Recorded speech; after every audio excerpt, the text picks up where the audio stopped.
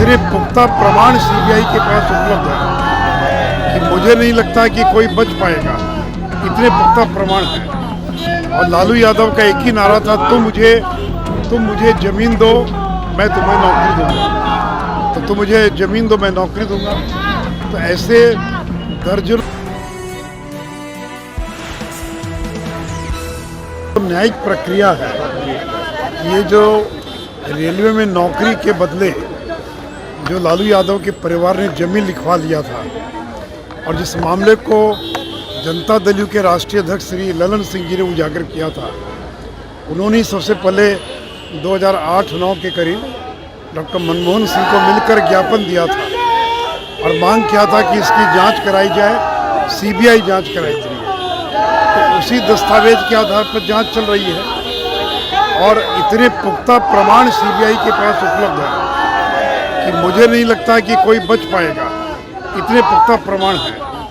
और लालू यादव का एक ही नारा था, तुम मुझे ज़मीन दो, मैं तुम्हें नौकरी दूंगा। तो तुम मुझे ज़मीन दो, मैं नौकरी दूंगा। तो ऐसे दर्जनों क्या बहुत बड़ी संख्या में लोग हैं जिन लोगों को रेलवे में नौकरी मिली। उसी में एक हृदयानंद चौधरी हैं, पटना के राजेंद्र नगर रेलवे स्टेशन में काम करने वाले खलासी। उनको नौकरी मिली रेलवे में और उन्हें पटना शहर की अपनी बड़ी कीमती ज़मीन राबड़ी देवी और हेमा यादव को दान में दे दिया। और ये जो तेजस्वी यादव आज दिल्ली में 50 करोड़ रुपये से ज़्यादा के मकान के मालिक बन बैठे हैं। तो इन्हीं सारी चीज़ों की जांच चल रही थी। चार्जशीट फाइल हुई है। अब देखिए आगे क्या होता है। कोर्ट ने समन किया है, आगे की प्रक्रिया क्या होती है। लेकिन ललन जी ने इतने पुख्ता प्रमाण उपलब्ध कराए हैं कि मुझे नहीं लगता है कि अंततः कोई बच पाएगा इसमें। महिला आरक्षण में तेजस्वी यादव ने कहा है कि ओबीसी को आरक्षण नहीं दिया जाता है तो ईंट से ईंट बजा देंगे। अरे भाई, ओबीसी को तो आरक्षण आज तक है ही नहीं।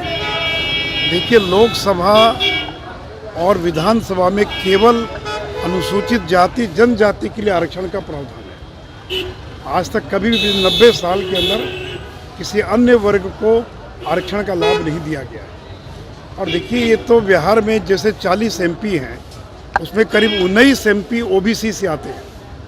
तो कल इन सीटों में से जो सीटें आरक्षित होंगी तो किनको टिकट मिलेगा? ओबीसी की महिलाओं को मिलेगा। तो देखिए, इनको कोई ओबीसी से प्रेम नहीं है। ये तो महिला आरक्षण को रोकना चाहते थे और इसीलिए केवल ओबीसी का मामला उठाते रहे। इनको मुसलमानों से कोई प्रेम है ना ओबीसी से प्रेम है। ओबीसी का आरक्षण सरकारी नौकरियों में है, शैक्षणिक संस्थानों में है, लेकिन लोकसभा में और विधानसभाओं के अंदर केवल और केवल अनुसूचित जाति जनजाति के लिए ही संविधान में आरक्षण का